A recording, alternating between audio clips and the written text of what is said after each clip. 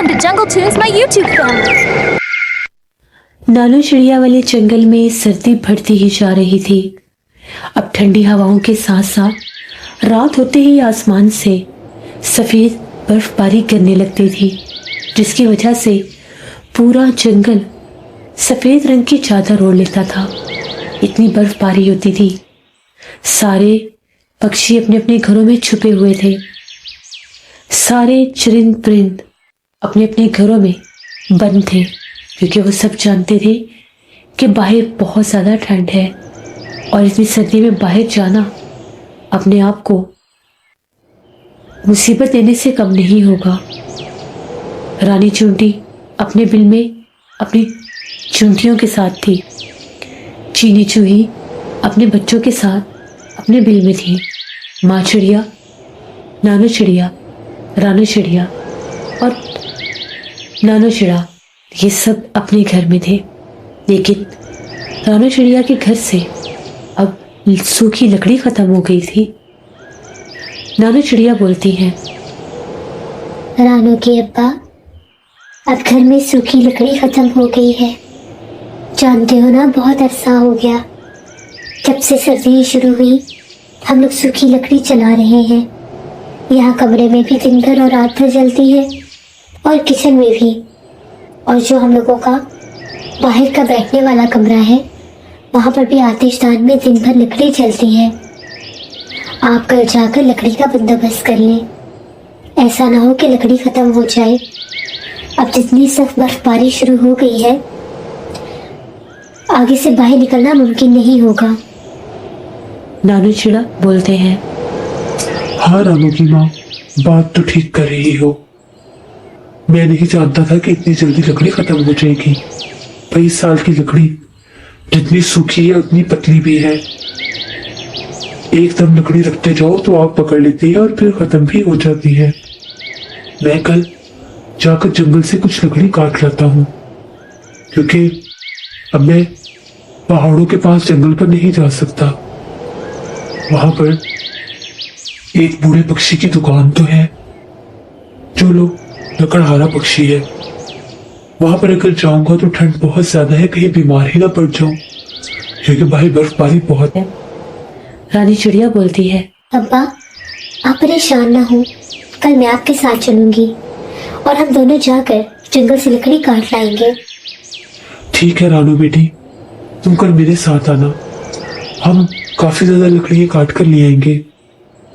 बाहर बहुत सख्त तूफानी हवाएं चल रही थी और वो सब नानो चिड़िया वाले कमरे में बैठकर चाय पी रहे थे। गरम गरम चाय उनके जिस्म को बहुत सुकून दे रही थी। आज रानी चुंटी भी अपने बिल में बैठी चाय पी रही थी और साथ वो सब खजूरें और मूंगफली खा रहे थे। तभी चीनी चूही रानी चुंटी के बिल के पास आती है और आकर उसको पुकारती है, रानी चुंटी, रानी चुंटी, क्या तुम जाग रही हो? रानी चुंटी अपने बिल के बाहर से जब आवाज सुनती है तो कहती है, लगता है बाहर चीनी चूही आई है। ऐसा करती हूँ, चीनी चूही को अंदर ही ले आती हूँ। रानी चुंटी बाहर जाती है। बाहर यख हवाएं चल रही थी। रानी चुंटी चीनी चूही को कहती है, अरे भाई अंदर आ जाओ, चूही बाहर बहुत ज्यादा ठंड है, बीमार हो जाओगी तुम। हाँ हाँ, मैं अंदर ही आ जाती हूँ। अंदर आकर चीनी चूही देखती है तो सारे चूंटियां बैठी चाय पी रही थी, खजूरें और मूंगफली भी खा रही थी। क्या हुआ चीनी चुंटी, सब खैरियत? तो मेरे बिल में आ गई, बताओ क्या चाहिए? रानी चुंटी, मैं माफी चाहती हूँ जो इस टाइम तुम्हारे बिल में आई। दरअसल हमारे बिल में आज बहुत ज्यादा ठंड है। बच्चों ने कंबल के ऊपर पानी गिरा दिया और बहुत ज्यादा ठंड लग रही है। क्या हमें थोड़ी सी सूखी लकड़ी मिल सकती है? और क्या थोड़ी सी कपास होगी? आज बिस्तर में कपास लगाएंगे। बाहर हम लोगों का बेड छत के पास है, आगे से खुला बरामदा है, वहां पर बहुत ठंडी हवाएं आ रही है। दरवाजा बंद करने के बावजूद भी अंदर बहुत ज्यादा ठंड है। हाँ हाँ, क्यों नहीं। चीनी चूही, मैं तुम्हें अभी सूखी लकड़ी देती हूँ और साथ कपास भी देती हूँ। और तुम्हें 7 खजूरें और मूंगफली भी दूंगी। रानू बाजी ने हमें बहुत ज्यादा खजूरें और मूंगफली दी हुई है, इसमें से कुछ तुम ले जाओ।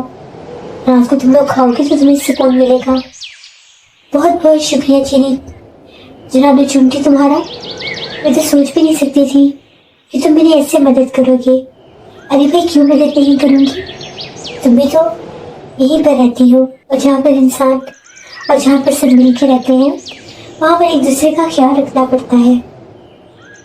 फिर रानी चुंडी चीनी चूही को खजूरें, मूंगफली और कुछ कपास दे देती है, साथ सूखी लकड़ी भी। ये सारा कुछ लेकर चीनी चूही जल्दी से अपने बिल में आ जाती है और अपने बिल में आकर सबसे पहले अपने बिल में आग जलाती है और उसके बाद नरम नरम कपास को बिस्तर के ऊपर लगाती है। बच्चों से कहती है कि यहाँ पर पानी मत फेंकना। फिर वो सब बर्फबारी के मौसम में अपने बिल में बैठे मूंगफली और खजूरें खाते हैं और उसके बाद वो सब सो जाते हैं। पूरे जंगल में बर्फबारी हो रही थी, हर तरफ ठंडी हवाएं चल रही थी। अगले दिन मौसम खुशगवार था, लेकिन ठंड आज भी बरकरार थी। तभी नानू चिड़ा और रानी चिड़िया दोनों घर से निकलते हैं। अब हम लोग जल्दी जल्दी जाकर लकड़ी ले आते हैं। ऐसा ना हो कि फिर से बर्फबारी शुरू हो जाए और हम लोग बाहर ना निकल सके। हाँ बेटी, बात तो तुम्हारी ठीक है। वो दोनों उड़ते हैं और घने जंगल में पहुंच जाते हैं।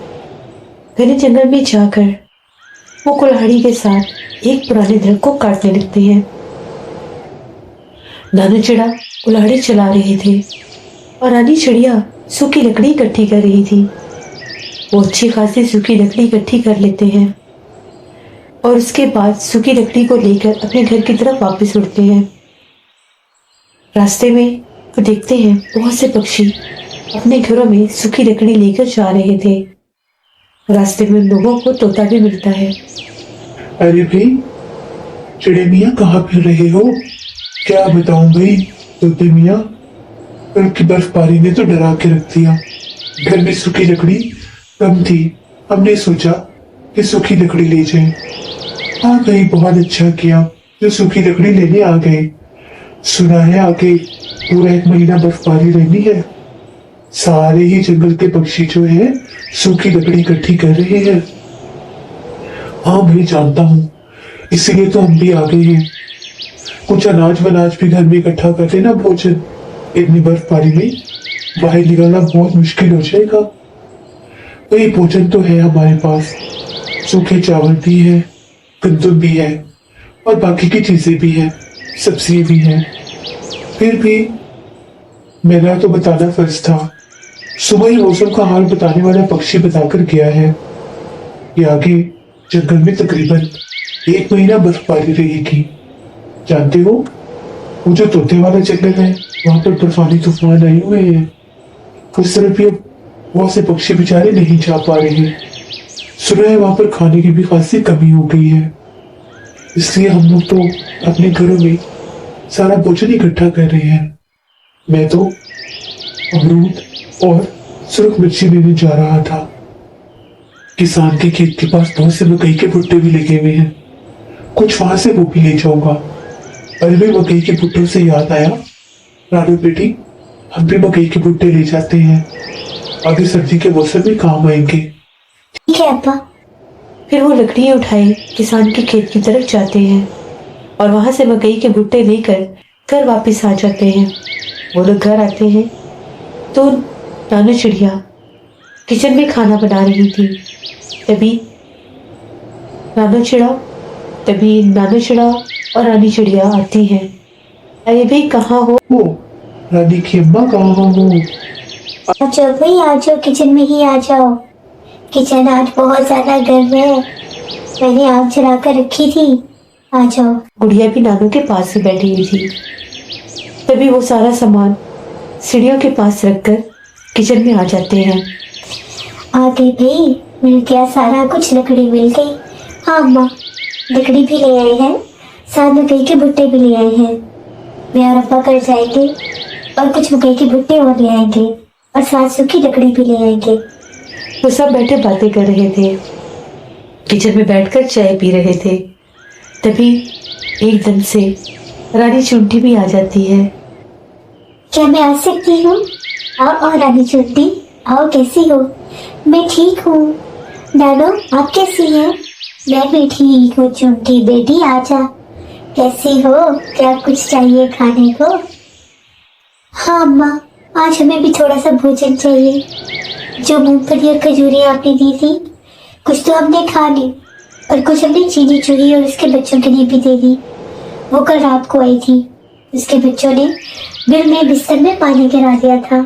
वो कपास मांगने आई थी, हमने उसे कपास भी दे दी और कुछ सूखी लकड़ी भी और साथ खजूरें और मूंगफली भी दे दी। ये तो बहुत अच्छा किया तुमने रानी चुंटी।